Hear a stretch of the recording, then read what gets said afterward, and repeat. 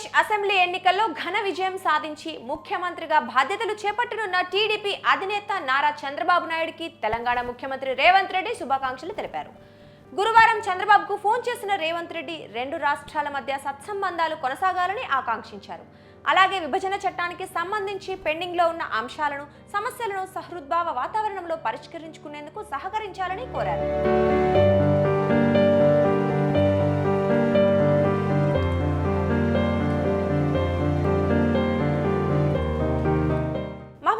లోక్సభ నియోజకవర్గ ఫలితాలపై గురువారం మధ్యాహ్నం రేవంత్ రెడ్డి సమీక్షించారు.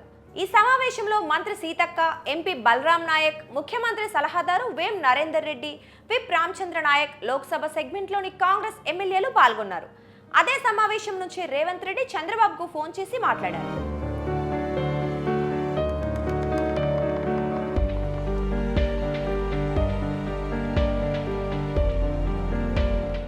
2 రోజుల క్రితం ప్రెస్ మీట్ లో మాట్లాడుతూ ఏపీలో టీడీపీ కూటమి విజయంపై రేవంత్ రెడ్డి స్పందించిన సంగతి తెలిసిందే.